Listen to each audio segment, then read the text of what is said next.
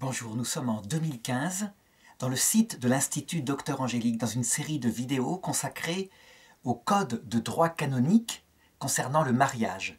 Ce sont des vidéos catholiques. Et je voudrais aborder les canons 1095 à 1107 qui portent sur le consentement matrimonial. C'est le chapitre 4 consacré au mariage. Je dirais que c'est même le cœur du code de droit canonique concernant le mariage, puisque le mariage est fondé justement sur l'échange des consentements. Et l'échange des consentements doit donc être un acte profondément humain, puisqu'il engage toute la vie. Ça implique donc une connaissance parfaite de ce que c'est qu'un acte humain posé comme cela. Et ça a d'autant plus d'importance que le mariage ayant été élevé par le Christ au rang de sacrement, on peut dire que si on comprend la qualité du consentement que les jeunes époux doivent se donner réciproquement, on comprend aussi le consentement qui intervient lorsqu'une personne entre pour l'éternité dans la vision béatifique. Il y a quelque chose d'analogue, parce que la relation entre notre âme et Dieu ressemble par analogie à un mariage, dit saint Paul dans l'Épître aux Éphésiens. Si on analyse ce que c'est qu'un acte humain d'une telle importance, on voit que fondamentalement, d'abord, c'est l'intelligence qui doit être informée. Ça veut dire que l'être humain ne pose un acte vraiment humain que lorsqu'il sait ce qu'il fait. Il doit savoir à quoi il s'engage. Il s'agit d'un mariage. Mais il doit aussi connaître l'autre, la personne avec qui il s'engage. C'est essentiel. On ne s'engage pas abstraitement dans le mariage. On s'engage avec quelqu'un qu'on aime. Et justement, l'amour, il faut en parler. On pense souvent que l'amour, c'est éprouver un sentiment. Ça fait partie de l'amour, c'est certain. L'amour humain. Mais ce qui caractérise fondamentalement ce qui spécifie l'amour humain, c'est pas seulement cet aspect sentimental, c'est pas non plus l'attraction physique, qui en fait partie, certes. Mais c'est un acte qui est issu de l'intelligence et qui provient d'une volonté libre. Il peut donc y avoir des cas où l'intelligence est parfaitement informée, mais où la volonté ne pose pas librement son acte, pour plusieurs raisons. Et donc forcément, si la liberté, propriété de l'intelligence qui pose un acte par la volonté, si la liberté n'est pas, je ne dirais pas parfaite, parce que tout ça est évidemment de l'ordre des nuances, mais n'est pas suffisante, il est évident que le consentement matrimonial ne sera pas valide. Donc on peut dire, pour le moment et pour résumer, que l'intelligence sait ce que c'est que le mariage, a pris le temps de connaître la personne qui est aimée, et que on choisit d'en faire son épouse ou son époux pour la vie, librement, avec une volonté, je dirais, éclairée par l'intelligence, et qui elle-même n'est pas atteinte par une violence intérieure ou extérieure. Mais ça ne suffit pas. Encore faut-il que, passant à l'acte, la personne en soit capable. Ça veut dire que c'est du concret, le mariage. Il s'agit de vivre une vie commune, d'assumer certaines exigences comme la venue des enfants, leur éducation. Et donc, si l'un des deux se révèle incapable, s'il se révèle ce qu'on appelle velléitaire, il ne passe pas à l'acte, il fuit devant ses responsabilités, eh bien, on pourra deviner, mais quelquefois après coup, que le consentement n'était pas présent, parce que la personne en était incapable. Donc on le voit ici, ce à quoi va être confronté, par exemple, un juge ecclésiastique s'il vient à juger de la non-validité d'un consentement, c'est toute la personne humaine. Ça implique donc qu'on ait fait une philosophie de l'être humain, de l'acte humain, profondément, je dirais, réaliste, avec toutes ses dimensions. Ça impliquera aussi de se porter sur un jugement, parce que si les choses étaient claires, si une personne, par exemple, est incapable absolument d'aucune lucidité. On pourrait dire, son consentement n'est pas valide. Mais malheureusement, entre être incapable de toute lucidité et être parfaitement lucide, il y a toute la palette de l'être humain. Et donc, on est obligé de se prononcer à un moment donné en conscience. Et évidemment, tout dépendra de l'endroit où on pose, je dirais, la validité. Parce que la lucidité, la maîtrise de soi, la capacité à agir seront là. On est donc dans un domaine profondément humain et non pas dans un domaine mathématique. Si bien que l'erreur est possible, l'erreur de jugement, mais que face à ce qui peut se passer en cas de non-reconnaissance de la validité d'un mariage, ou au contraire de la reconnaissance d'une validité dans d'autres tribunaux qui auront, je dirais, leur aiguille un petit peu ailleurs, eh bien, il reste l'obéissance au Christ, parce que le Christ a donné à son Église un pouvoir de juger. Tout ce que vous délirez sur la terre sera considéré comme délié dans les cieux. Évidemment, l'Église catholique le sait tout cela, elle est une institution humaine. Il y aura donc, comme dans tout jugement, possibilité de faire appel à d'autres juges. Et donc, par rapport à ce consentement matrimonial, le premier canon, canon 1095, est formulé comme ceci. Sont incapables de contracter mariage les personnes, alinéa 1, qui n'ont pas l'usage suffisant de la raison. Donc évidemment, là, on parle de la connaissance. Si on n'a pas l'usage de la raison, eh bien, on ne peut pas contracter mariage. La chose est impossible. Alors évidemment, je le disais, se posent tous les cas possibles. Imaginons une personne qui a l'usage de la raison de temps en temps. Que faire? Eh bien, les tribunaux ecclésiastiques poseront un acte de non-validité en disant, habituellement, et en s'appuyant sur le canon 1322, que des moments de raison, ça ne constitue pas une capacité de poser un acte libre, pleinement libre, un consentement valide pour un mariage. Qu'est-ce qui permet de déterminer qu'un homme, je dirais, possède un usage suffisant de la raison? On voit bien que, aussi précis que soit la formulation du code de droit canonique, la notion est très floue, c'est une appréciation humaine. Dans les tribunaux humains, lorsqu'il y a crime, et qu'on a affaire à des gens qui manifestement, je dirais, n'ont pas un plein usage de leur raison, très souvent, actuellement, et ne serait-ce qu'à cause du scandale qui pourrait marquer le peuple si quelqu'un qui avait assassiné un innocent était déclaré non maître de sa raison. Donc quand il y a doute, en général, on déclare la personne capable de poser un jugement avec sa raison. Quand évidemment, c'est la folie complète, une psychose évidente, tous les experts vont se prononcer et la personne sera mise en hôpital psychiatrique. En général, dans le domaine du droit canon, où c'est l'Église qui agit et où elle est habituée à agir plutôt du côté de la miséricorde, quand il y a un mariage qui a échoué, eh bien, on aura tendance à dire que le défaut de lucidité est présent, et donc d'aller dans le sens de la déclaration en non-validité du mariage, si bien que le pape Jean-Paul II, à un moment donné, constatant cela, avait dit « Attention, vous ne pouvez pas, je dirais, déclarer non-valide tous les mariages. Vous devez, regarder un usage suffisant de la raison tout de même. » Mais ça reste subjectif, évidemment. L'alinéa 2 de ce canon dit donc sont incapables de contracter mariage ceux qui souffrent d'un grave défaut de discernement concernant les droits et les devoirs essentiels du mariage à donner et à recevoir mutuellement. Donc les droits et les devoirs du mariage, ce sont fondamentalement les 5 points qui ont été définis au début de ce code de droit canonique. Il y a donc l'unité, une seule femme, un seul mari. Il y a l'indissolubilité. Il ne s'agit pas de partir tout de suite dès qu'on n'éprouve plus de sentiments. Il y a la fidélité, il y a l'acceptation des enfants et l'éducation chrétienne des enfants.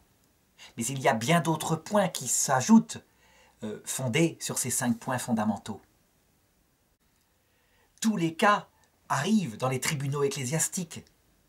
On m'avait raconté par exemple le cas de cette personne qui sortait de la vie religieuse, d'une vie monastique, donc libérée de ses vœux perpétuels, qui se marie et qui organise à la maison avec sa femme un calque de sa vie monastique, avec un office le matin qui commençait à 6 heures, et puis ensuite un autre office religieux, je ne sais pas, en milieu de journée, etc. Ce qui rendait évidemment la vie de la femme absolument insupportable. Eh bien, le mariage fut déclaré non valide parce que cet homme était considéré comme incapable de comprendre la différence entre sa vocation de mariage et d'autre part la vocation de la vie monastique. Il avait calqué l'un sur l'autre.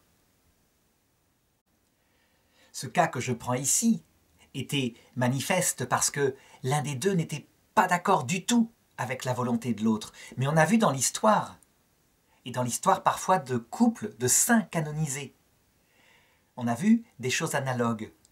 Je pense à certains rois européens au Moyen-Âge, ayant tous les deux, l'homme comme la femme, une vocation à la vie consacrée, et qui d'un commun accord, ayant été obligés de se marier, vivaient une vie de pauvreté, de chasteté, et même d'obéissance.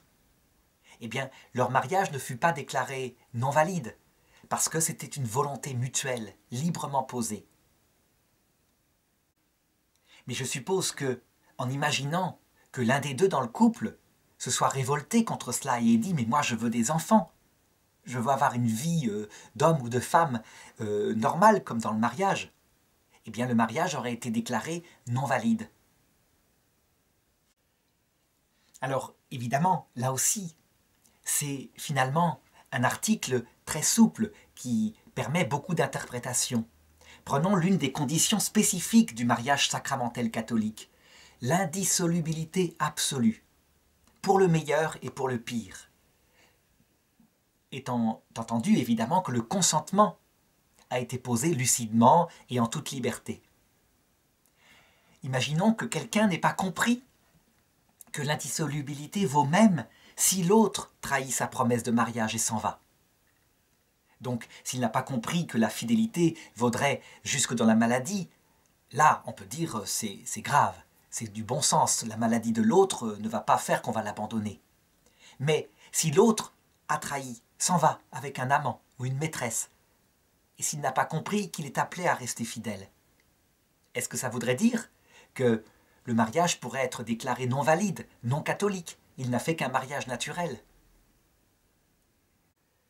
On verra qu'il y a un canon qui répond un peu plus tard et qui dit que l'absolu, à 100%, connaissance de toutes les implications jusqu'à leur limite ultime, qui pose des polémiques théologiques, eh bien n'est pas nécessaire pour qu'il y ait consentement valide à un mariage. On n'est pas obligé, je dirais, dans une préparation au mariage, de parler du pire. Et resteras-tu fidèle si ta femme a un cancer en stade terminal dans 2 ans qui restera valide et elle restera vivante pendant 60 ans? Non, quand même. On n'est pas là face, je dirais, au regard sur l'absolu du négatif.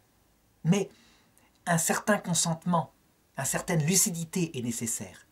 Il y a dans le mariage des choses qui ne sont pas faciles. Il y a un combat. Et si la personne s'imaginait que ce serait une vie romantique, comme dans les fiançailles perpétuelles, sans aucun souci, sans aucune scène de ménage, on peut dire que l'alinéa 2 du canon 1095 est valable. La personne, je dirais, a un grave défaut de discernement concernant les droits et devoirs essentiels du mariage. Elle ne savait pas que le mariage c'est aussi un combat, des sacrifices. Ce n'est pas un rêve romantique. Donc, on le voit à quel point l'appréciation de cela prend tout l'être humain. Alors, le métier d'official est passionnant, évidemment, parce qu'on a affaire à la richesse de l'être humain. Mais on ne peut pas détailler ici tous les cas possibles. Ils sont absolument nombreux. Alinéa 3, toujours du même canon, ne peut contracter mariage qui, pour des causes de nature psychique, ne peuvent assumer les obligations essentielles du mariage. Alors on avait vu dans un canon précédent que un empêchement d'origine physique, comme l'impuissance, ne permet pas d'assumer les obligations du mariage. Il y a dans le mariage donc un engagement, un passage à l'acte qui est concret, une union physique. Ici, on parle pour une nature psychique. Donc qu'est-ce que veut entendre ce canon 95 qui touche évidemment toujours la connaissance de ce que c'est que le mariage, mais aussi, je dirais, le passage à l'acte finalement. Eh bien, il suffit de donner quelques exemples. On m'avait raconté le cas d'un jeune homme, d'une jeune femme qui se marie, préparation du mariage normale, attitude absolument normale du garçon. Quelque temps plus tard, la jeune femme tombe enceinte et le garçon se révèle absolument incapable d'assumer. L'idée même qu'il aurait un enfant fait qu'il abandonne le domicile conjugal, il se sauve, il disparaît complètement. Et il laisse cette jeune femme avec des jumeaux qu'elle attendait. Quelque temps plus tard, bien sûr, la jeune femme déposa une demande à l'officialité pour savoir si son mariage était valide. Et il fut déclaré non valide. Cet homme avait montré après coup, et ce n'était pas discernable avant, qu'en fait, il était absolument incapable, pour une raison psychique, d'assumer une des conditions, des conséquences essentielles de son mariage, l'acceptation des enfants, l'éducation chrétienne de ses enfants. Ici, en l'occurrence, la cause était psychique, ça veut dire une panique qu'il faudrait analyser, regarder ça par rapport à son enfance, quelque chose de l'ordre vraiment de la psychanalyse. Mais la cause aurait pu être morale, à savoir, je ne me fatigue pas. Il révèle tout d'un coup qu'il ne veut pas se fatiguer avec des enfants, que de toute façon il n'en voulait pas, qu'il voulait prendre tous les moyens pour ne pas en avoir, qu'il a raté son coup et qu'il y a des enfants et donc il s'en va. Je pense que dans les deux cas, psychique, donc quelque chose lié à sa vie sensible, ou moral, quelque chose lié à un choix libre qu'il avait caché, le mariage aurait été déclaré non valide. Alors, les canons suivants, le canon 1096 au canon 1102, vont développer certains points particuliers, particulièrement essentiels concernant cette lucidité, donc cette intelligence informée de ce que c'est que le mariage. Alors d'abord, le canon 1096, pour qu'il puisse y avoir consentement matrimonial, il faut que les contractants n'ignorent pas pour le moins que le mariage est une communauté permanente entre l'homme et la femme, ordonnée à la procréation des enfants par quelque coopération sexuelle. Alinéa 2, cette ignorance n'est pas présumée après la puberté. L'alinéa 2 précise que si on mariait des enfants prépubères, évidemment, ils ne sont pas censés savoir ce que c'est. C'est du bon sens. Et donc, il y a là-dessus une interdiction totale d'un mariage d'enfants prépubères. Mais il peut y avoir d'autres cas. Il y a des cas, je pense au XIXe siècle, où les jeunes filles étant élevées dans des couvents n'avaient jamais entendu parler que les choses comme ça existaient. Leurs parents elles-mêmes, leur mère ne leur avait pas enseigné le fait que le mariage n'était pas n'importe quoi, qu'il y avait une vie sexuelle. Parfois, lorsqu'elle tombait sur un garçon galant, gentil, délicat, eh bien, il apprenait les choses petit à petit.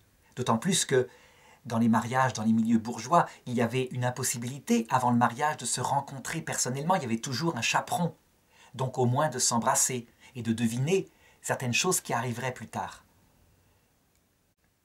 Lorsqu'il y a une ignorance totale, le mariage n'est pas valide. La personne ne sait pas à quoi elle s'engage. Elle s'engage à un rêve romantique. Elle a une idée, je dirais, complètement faussée d'un des points essentiels du mariage.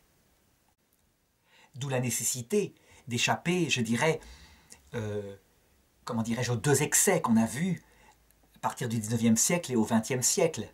Soit un tabou total sur la sexualité qui fait qu'on n'en parle jamais, soit une démonstration après mai 68 de ce que c'est que la sexualité séparée de l'engagement, comme simple source de plaisir, n'impliquant absolument pas la fidélité. Alors maintenant, il faut analyser un peu plus profondément ce canon. D'abord, il faut remarquer que ce qui est demandé, c'est qu'il y ait un discernement minimum. En latin, il est marqué « saltem non idiorant ». Ça veut dire qu'au moins il n'ignore pas. Donc, ça veut dire qu'il n'est pas demandé une connaissance universitaire, totale, de toutes les obligations du mariage. Là, on voit bien, évidemment, la souplesse qui est mise. Sinon, qui est-ce qui arriverait à contracter un mariage valide? Quelqu'un qui aurait fait 5 ans de formation, abordant tous les détails. Non, une connaissance minimale, réaliste, une connaissance de bon sens suffit. Appliqué à l'aspect sexuel des choses, ça résout un problème qui n'avait pas été résolu dans le précédent Code de droit canonique en 1917. Jusqu'où doit-on savoir qu'il y a une coopération sexuelle qui aboutira à la venue d'enfants? Eh bien, il n'est pas nécessaire que tout le fonctionnement de l'appareil génital soit connu par les deux époux. Mais globalement, qu'ils sachent qu'il y aura acte sexuel et que cet organe, il sert à cela. Par contre, le canon de 1917, qui était beaucoup plus, je dirais, prudent dans les termes, employait une certaine collaboration corporelle. Ce mot est remplacé ici, et il est marqué une certaine collaboration sexuelle. Ça, c'est un minimum. Il ne s'agit pas de savoir simplement qu'on met son nez dans l'oreille de l'autre. C'est pas ça. Donc il doit y avoir une certaine connaissance, je dirais précise, un petit peu quand même. Alors ce canon ne parle pas que de l'aspect sexuel. Il dit, le mariage, on doit savoir, pour le moins un minimum, que le mariage est une communauté, une union qui implique un lien intime entre l'homme et la femme, une communauté. Il y a une certaine vie commune. Alors, là encore, les choses ne sont pas précisées. Chaque couple a sa façon de faire. Il y a des couples qui ont une certaine vie commune, je dirais, mais pas à 100% du temps.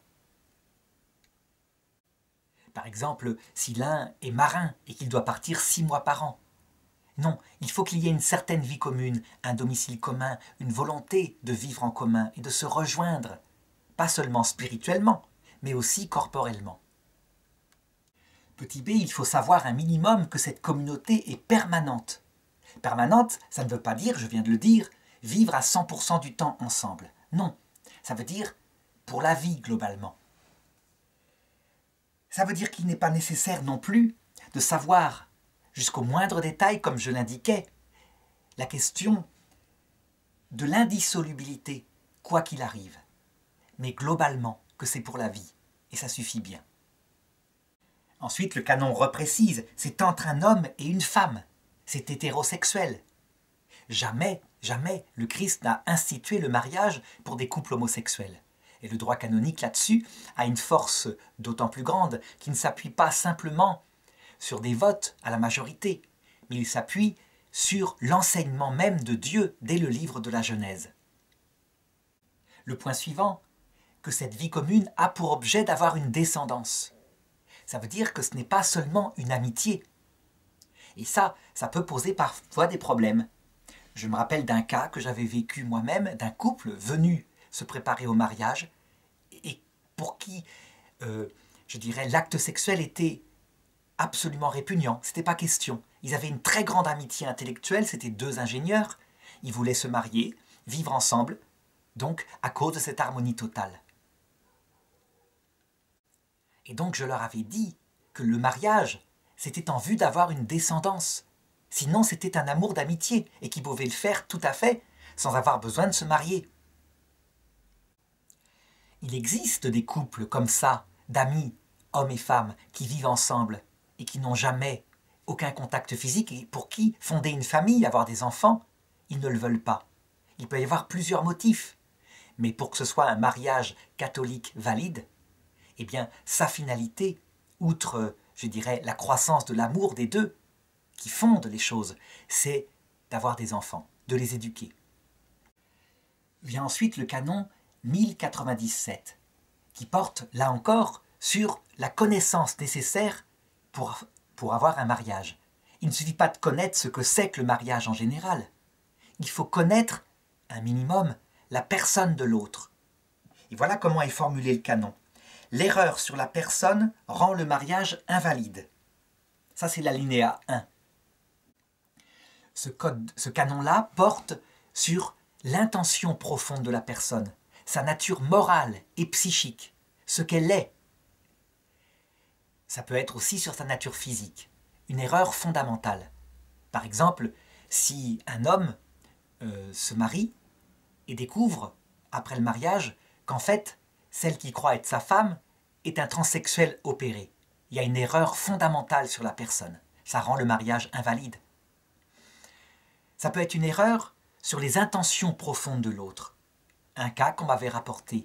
Une femme, assez pressée de se marier parce qu'elle avait plus de 35 ans, rencontre un garçon et tout le monde se met à lui dire « Tu es aveugle, il abuse de toi, il en veut à ton argent, etc. Il n'a aucune intention de t'aimer. » Et elle, évidemment, prise par la peur de ne pas se marier, mais aussi par un attachement, se marie très très vite avec lui. Donc les bans sont déposés et quelques semaines plus tard, le mariage est célébré.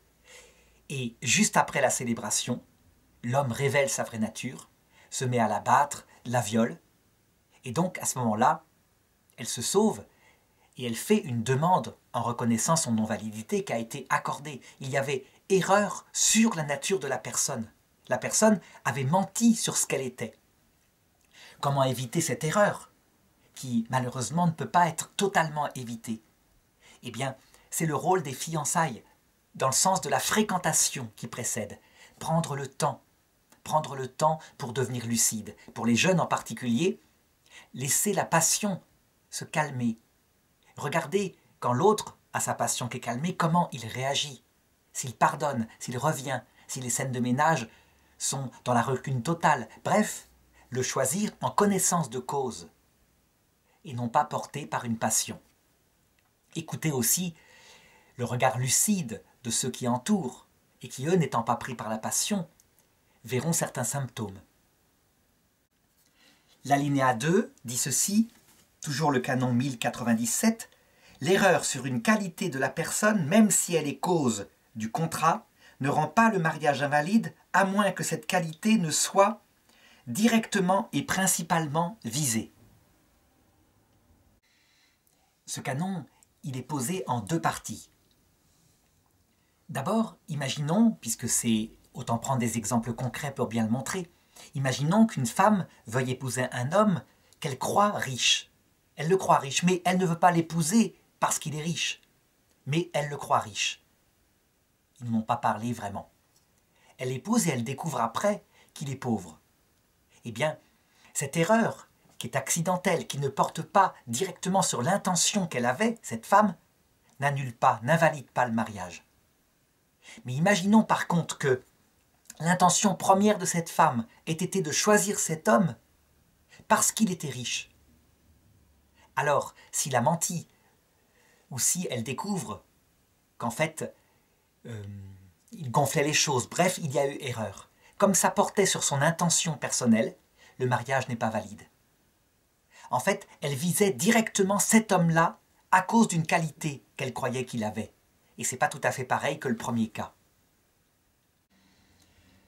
Évidemment, dans tout ce domaine-là, il y a aussi la question de la façon dont l'autre a été amené à l'erreur.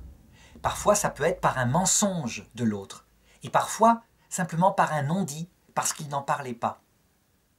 Donc, un autre cas particulier, une femme s'était mariée avec un homme qui avait dit qu'il travaillait pour une grande compagnie aérienne. Et dans la conversation, elle s'était mise à croire qu'il était pilote. Pilote d'avion, donc un statut qui était assez grand.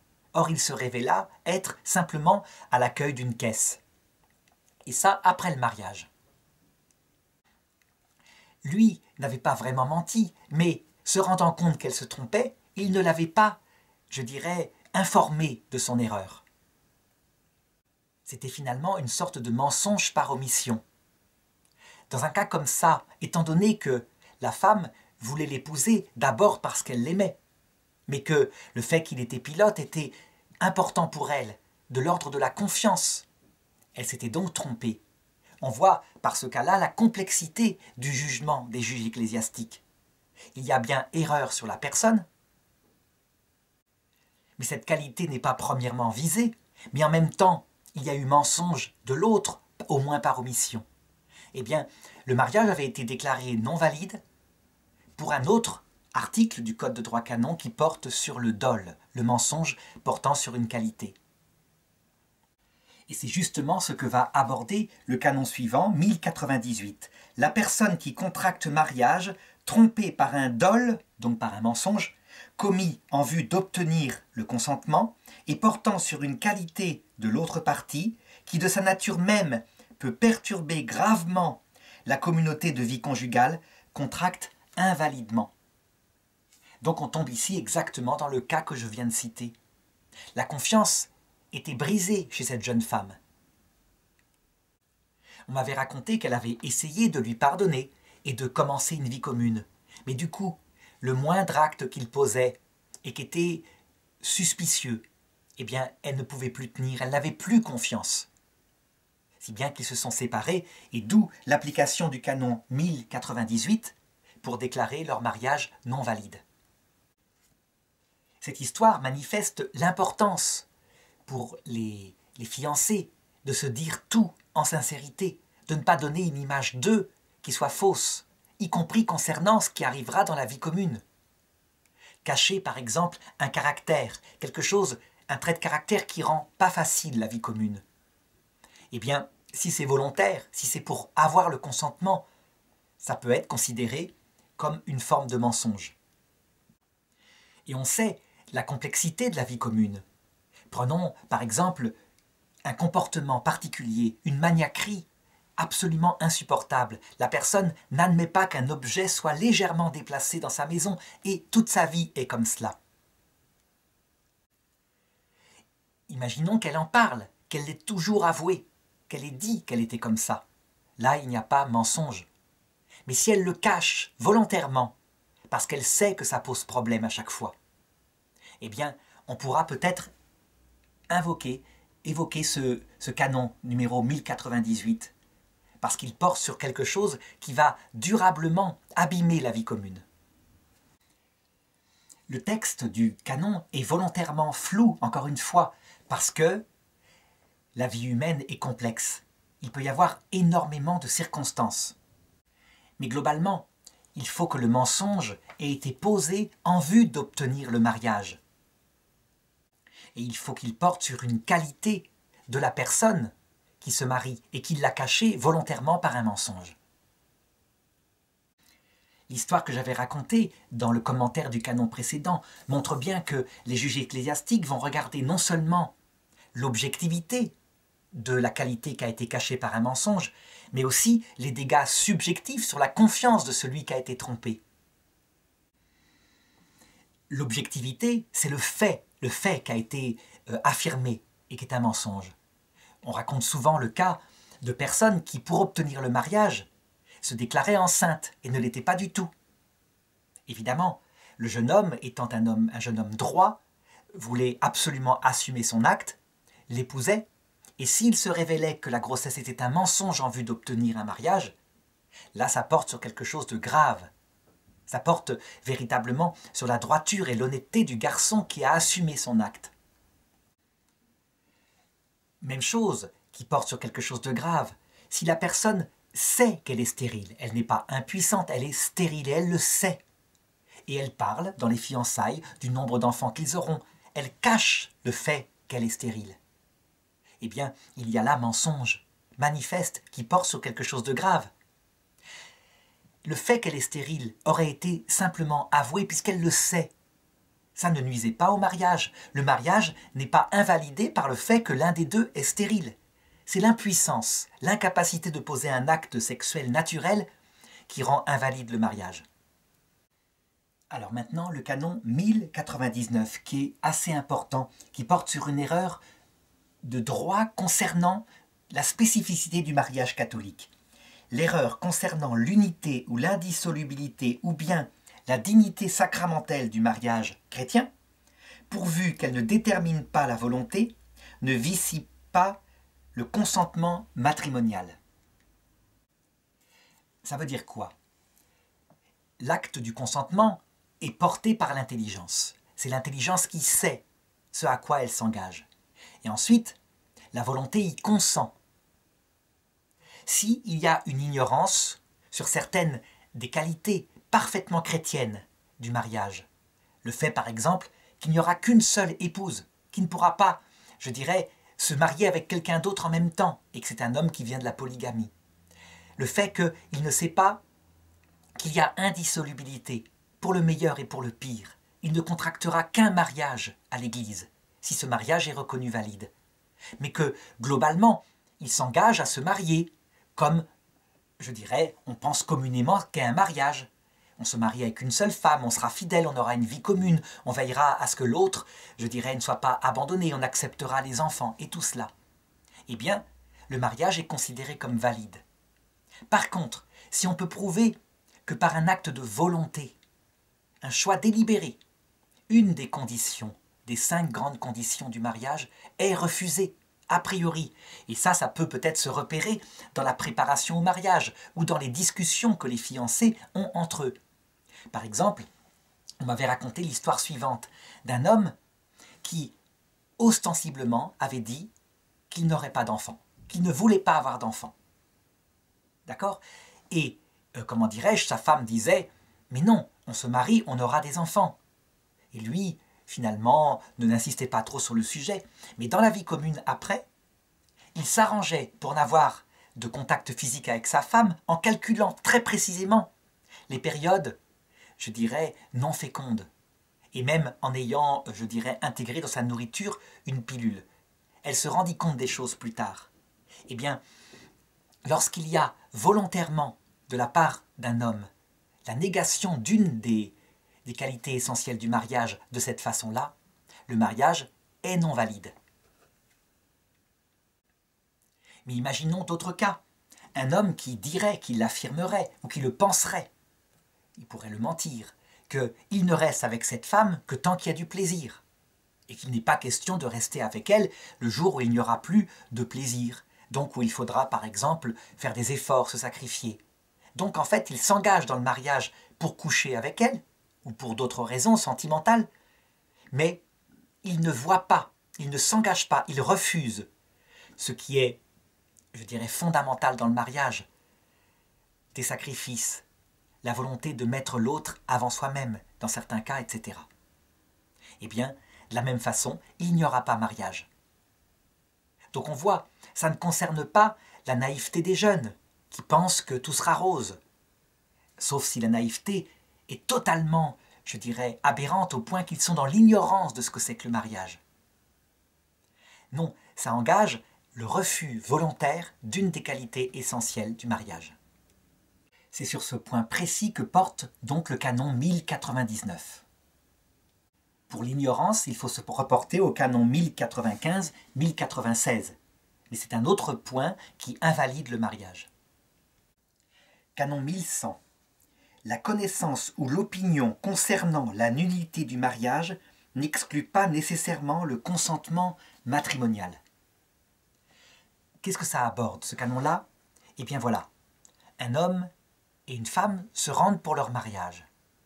Et l'homme est convaincu intérieurement que l'acte qu'ils vont poser ne sera pas valide.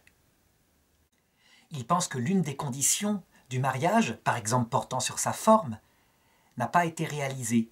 Par exemple, les bans n'ont pas été publiés, comme ça se doit, pour qu'il y ait possibilité à des gens de s'opposer au mariage. Eh bien, parfois, ça n'invalide pas le mariage. Le consentement étant posé librement, je dirais que lorsque la chose après se sait, puisque forcément on sait qu'ils se sont mariés, et qu'il se révèle qu'aucun inconvénient, aucun appel contre ce mariage-là n'a été formulé, eh bien, le mariage, même si les formes n'ont pas été appliquées, ici, dans ce cas-là, sera déclaré valide. Et on peut même dire que s'ils ont douté très longtemps, là, dans le cas que j'ai pris, il faut un doute véritablement de quelqu'un qui est un peu trop juriste, eh bien, leur mariage est valide dès le moment de leur consentement.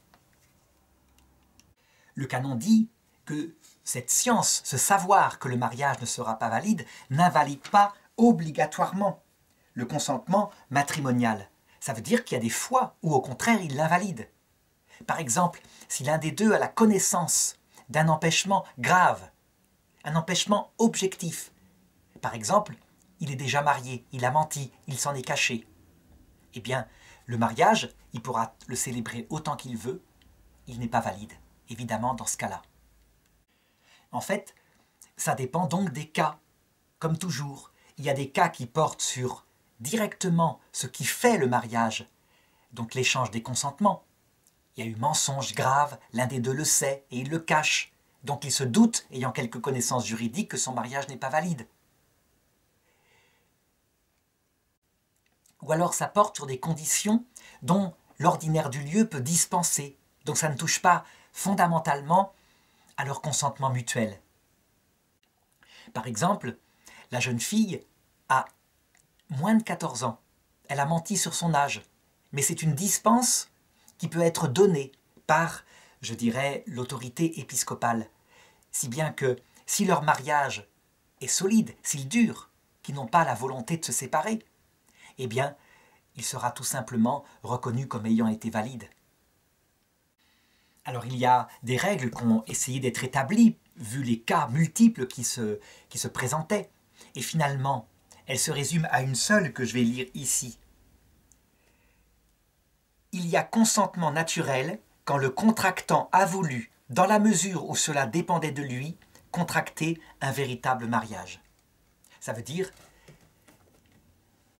lorsqu'il n'y a pas une opposition donc absolue, quand véritablement il a voulu épouser ce conjoint librement et volontairement.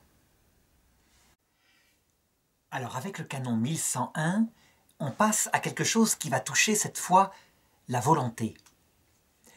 Le consentement, c'est donc un acte fondé sur l'intelligence, on sait ce qu'on choisit, et c'est un acte porté par la volonté, qui se tourne vers un bien et qu'il choisit.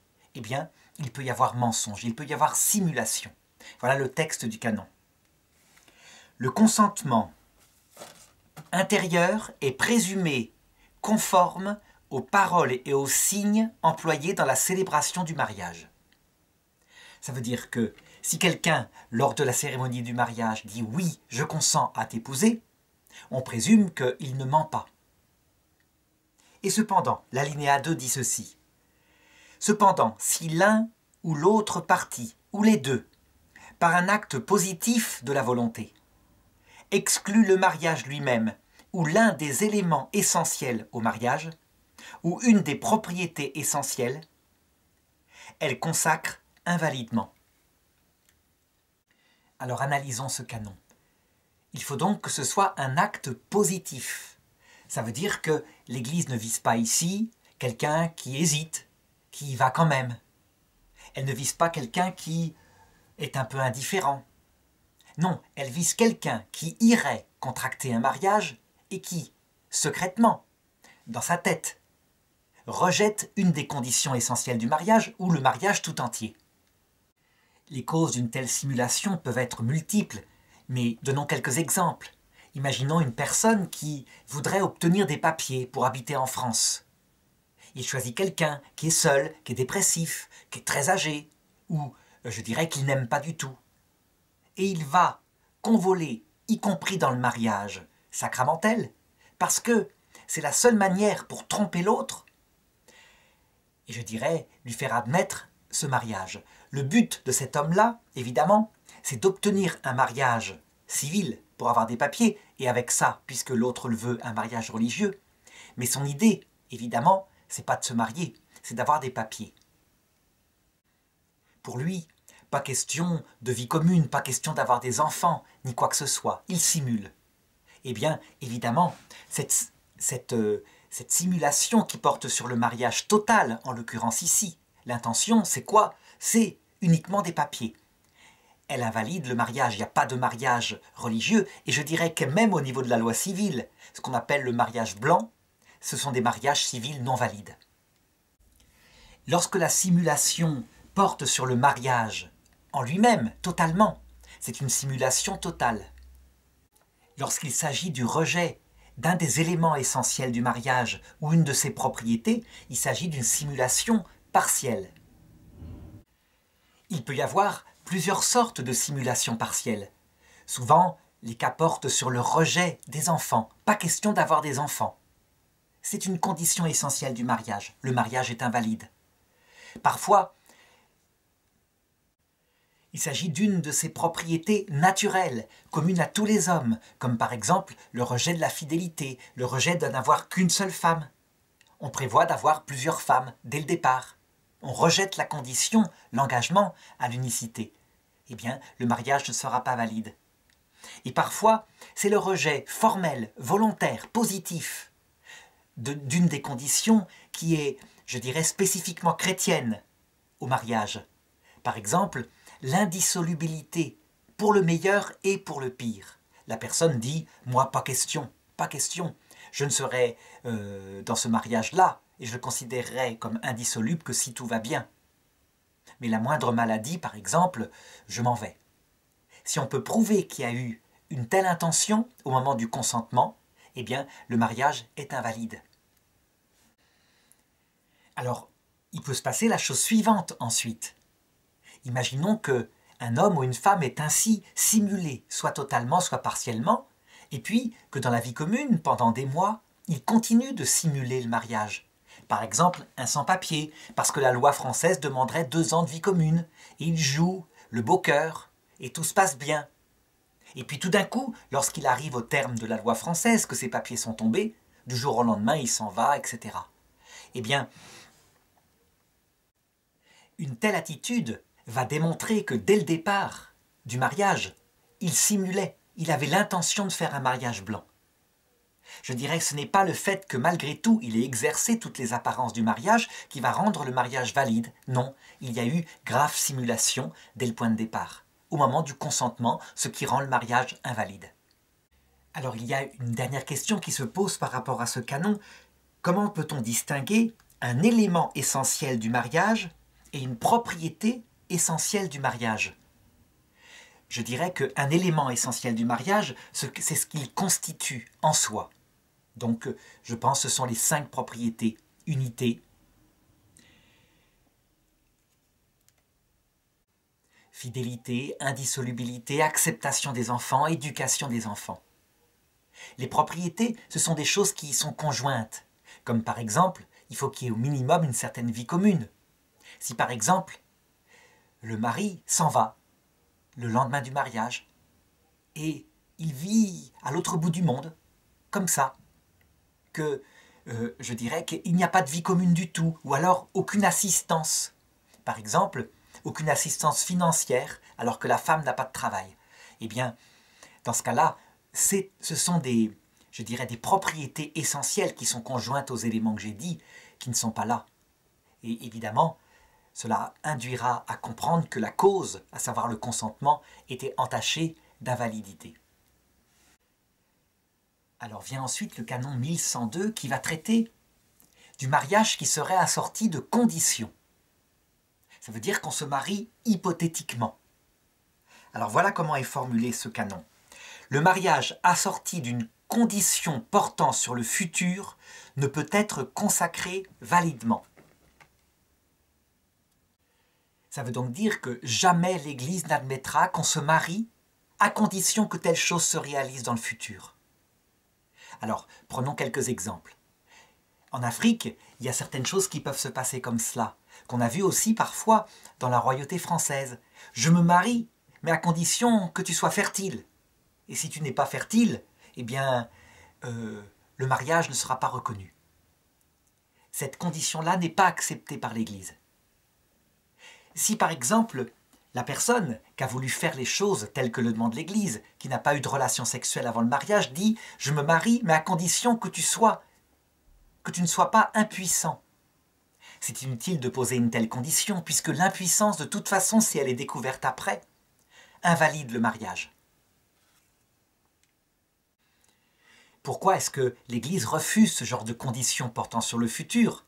Eh bien d'abord parce qu'on est censé connaître l'autre quand on l'épouse, et donc prendre le temps des fiançailles. Et d'autre part, on s'engage avec une indissolubilité pour le meilleur, pour le moins bon et pour le pire. Donc on ne peut pas mettre comme condition quelque chose qui nous déplairait et qui serait évidemment quelque chose que l'on n'aime pas. Alors l'alinéa 2 dit ceci: le mariage contracté assorti d'une condition portant sur le passé ou le présent est valide ou non selon que ce qui est l'objet de la condition existe ou non. Ça veut donc dire que l'Église admet qu'il puisse y avoir un mariage où on pose une condition portant sur quelque chose qui a déjà eu lieu, mais qu'on ne peut pas vérifier. Évidemment, quand une telle condition est posée, le curé doit en référer à l'ordinaire du lieu, et ça doit être présenté à l'ordinaire du lieu qui va juger si il accepte, oui ou non, qu'une telle condition soit posée. Alors le mieux, c'est encore de donner quelques exemples. Imaginons, je dirais, un homme fiancé à une femme et cet homme est en prison. Il est accusé d'un crime grave.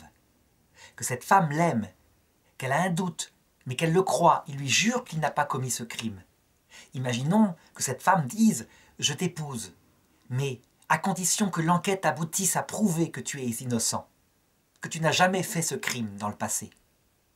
Eh bien là, il pourrait se poser la question. Ça porte bien sur un événement du passé. On ne peut pas savoir s'il a eu lieu ou pas, mais la condition, je pense, pourrait être, au moins la question pourrait être posée au niveau de l'évêché pour savoir si le mariage peut avoir lieu, sous cette condition.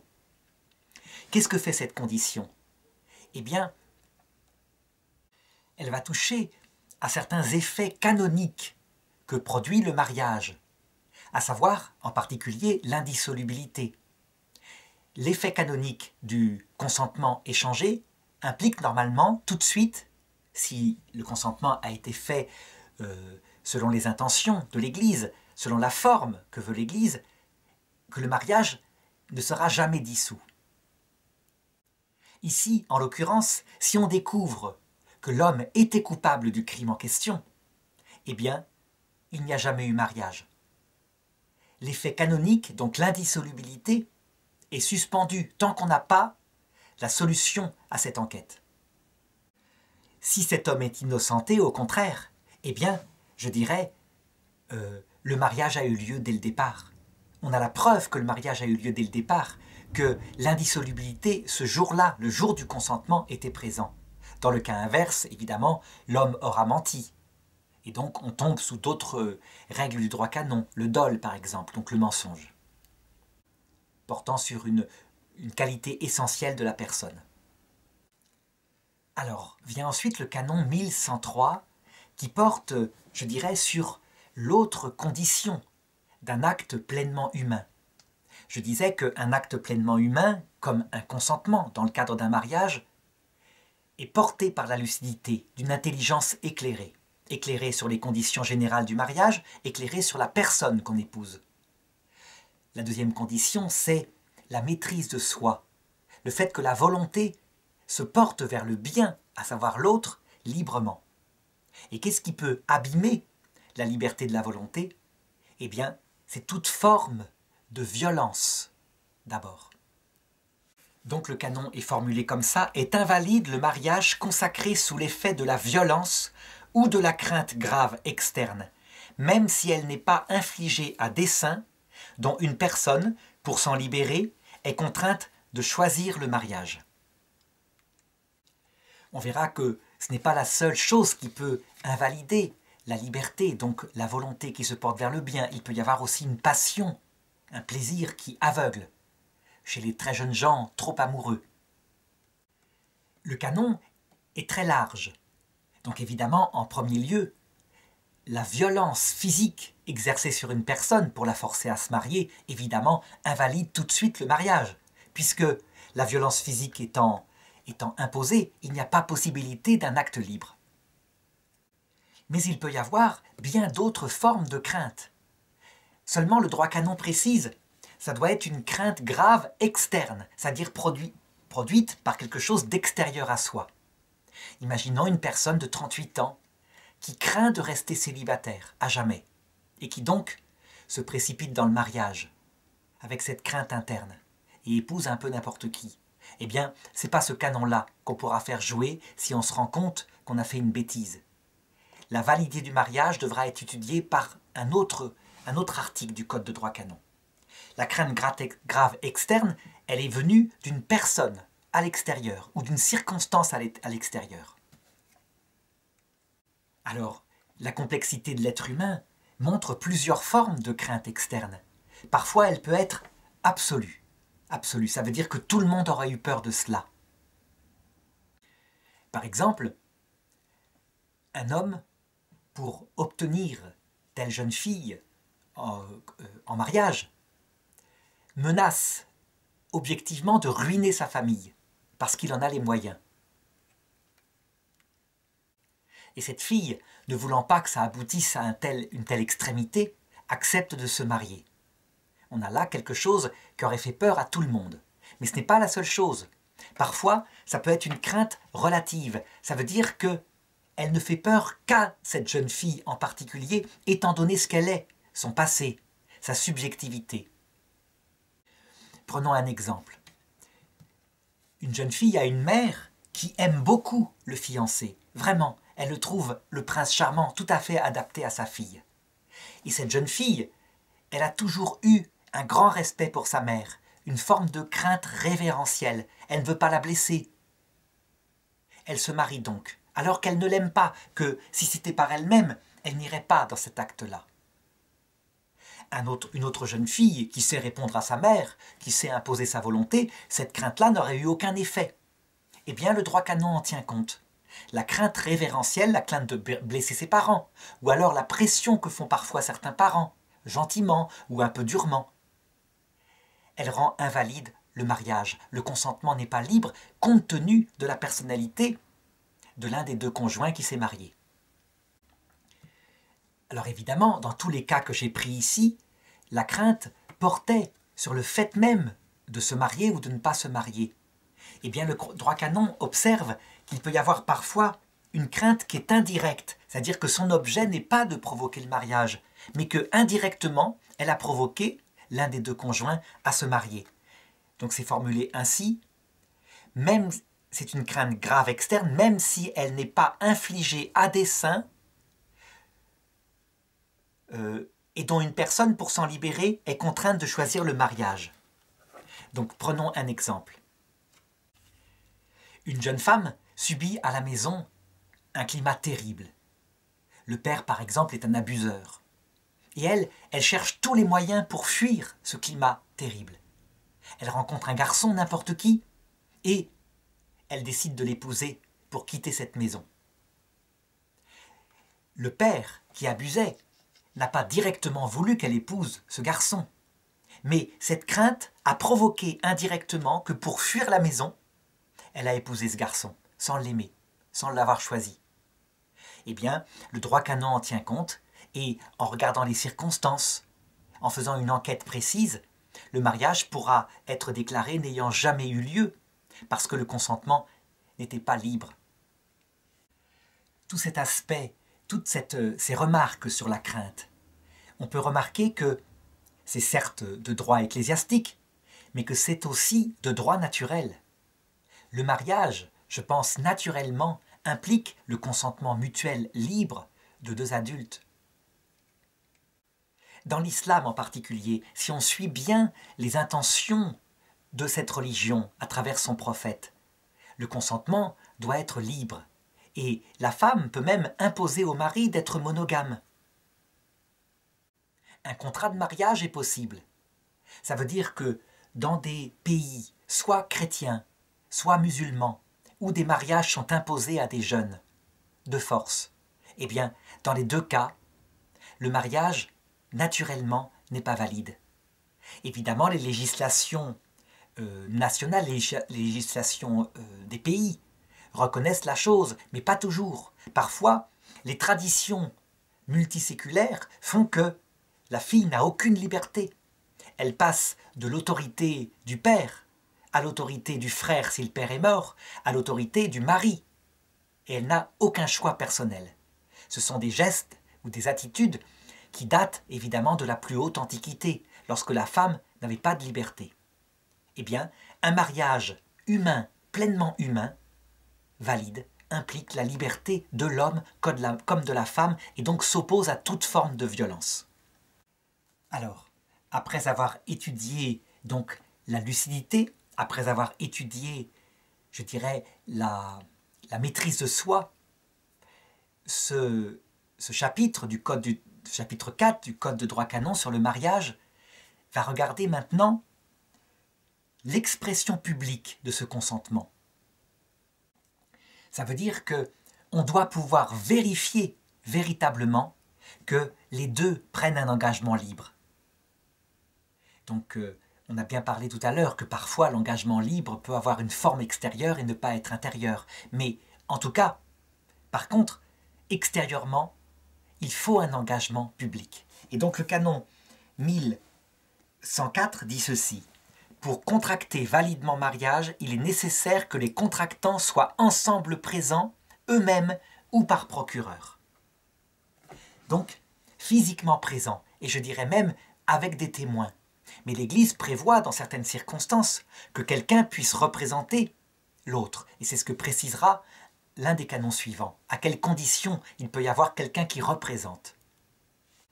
L'alinéa 2 précise « Les époux doivent exprimer leur consentement matrimonial par des paroles, toutefois, s'ils ne peuvent parler, par des signes équivalents. » La forme du consentement, les paroles échangées ont plusieurs formules. Le Christ dans l'Évangile n'a absolument rien fixé, à la différence par exemple du sacrement de baptême, où la formule est donnée, ou de la consécration eucharistique.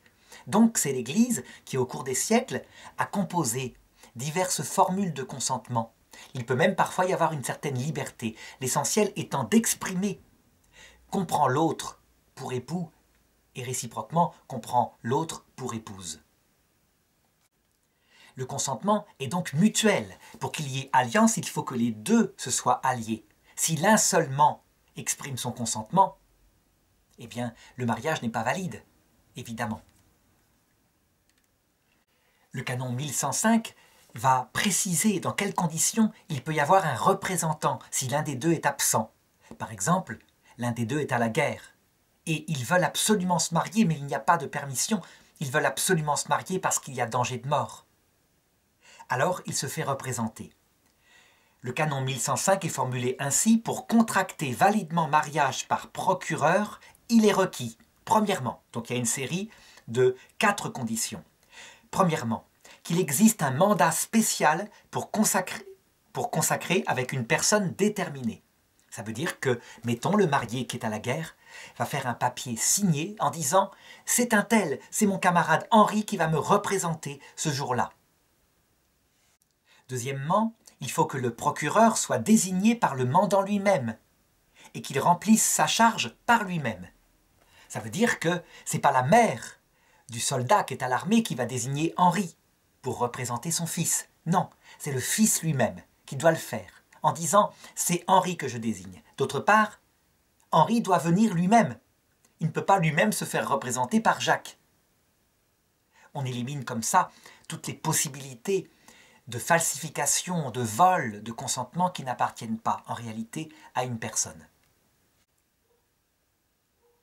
Alors l'alinéa 2 dit ceci.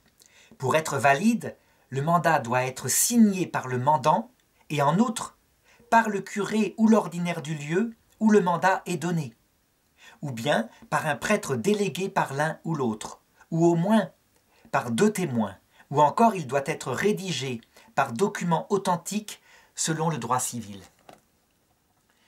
Habituellement, dans la cérémonie d'un mariage, il y a 2 témoins. De la même façon, si l'un des deux ne peut pas être là, évidemment, il doit prouver que c'est bien lui qui délègue un procureur pour le représenter. Et donc on fait appel, par exemple, à l'armée, à l'aumônier militaire. Il est là.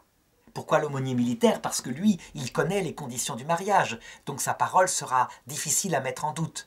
À défaut, je dirais, s'il n'y a pas en plus l'évêque du lieu, l'évêque aux armées par exemple, eh bien ça peut être 2 témoins, 2 camarades de régiment qui signent avec le mandat, qui délègue le fameux Henri pour faire ce mariage-là.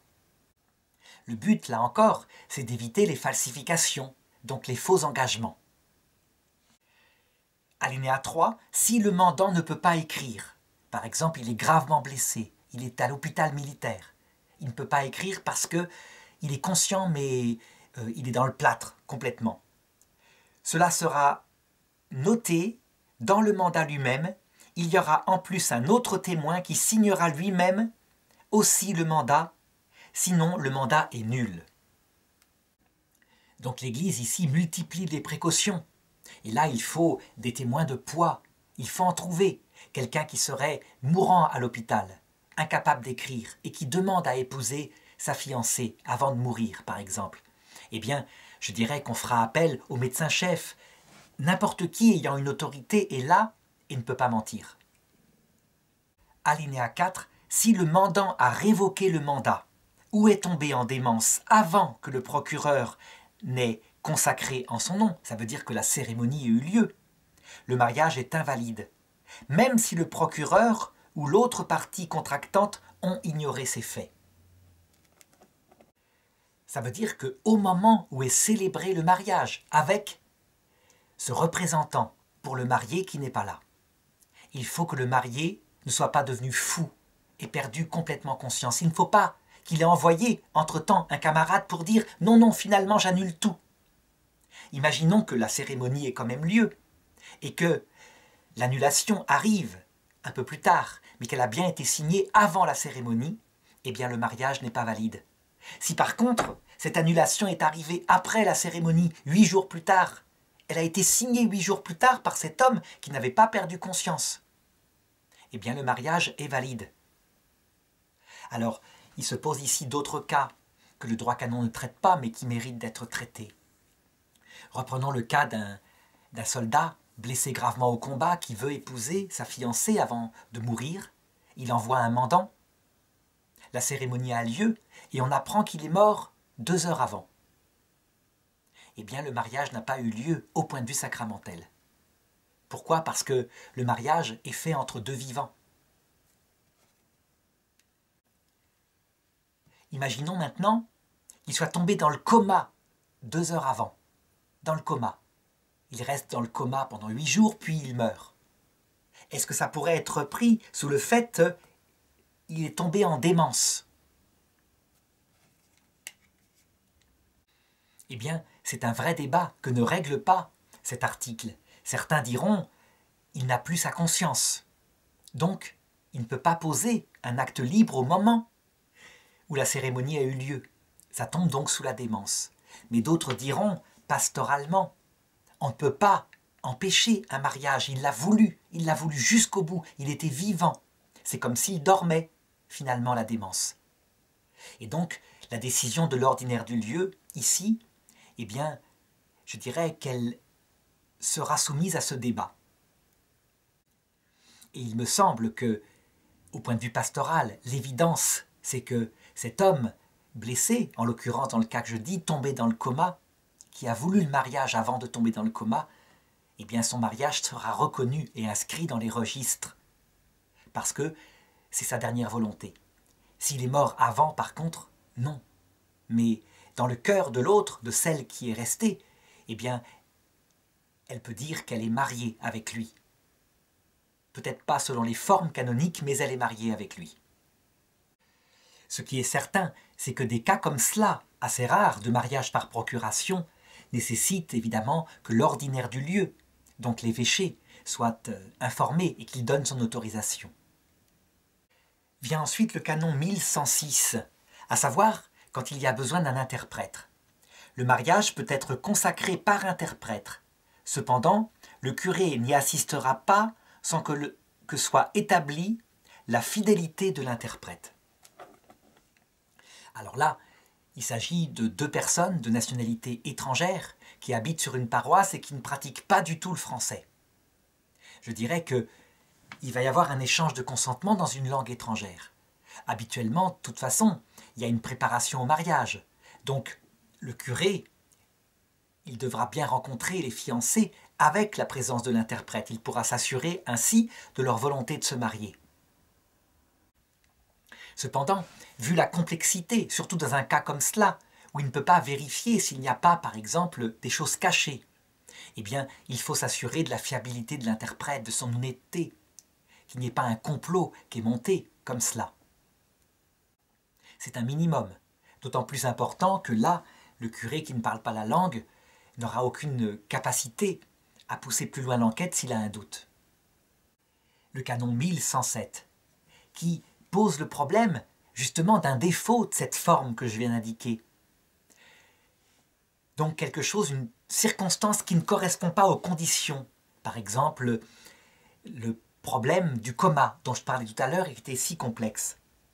Même si le mariage a été contracté invalidement à cause d'un empêchement ou d'un défaut de forme, le consentement donné est présumé persévérer tant que sa révocation n'est pas établie. Ça veut dire qu'on peut prouver que le militaire dont je parlais tout à l'heure était dans le coma au moment où a été célébré le mariage et qu'il n'est jamais sorti du coma, il est mort un peu plus tard. Eh bien, le mariage est présumé avoir existé. Imaginons que quelqu'un fasse appel, que quelqu'un veuille passer au niveau de l'ordinaire du lieu pour déclarer ce mariage n'ayant jamais eu lieu. Tant que ça n'a pas été déclaré par l'ordinaire du lieu, le mariage est réputé valide.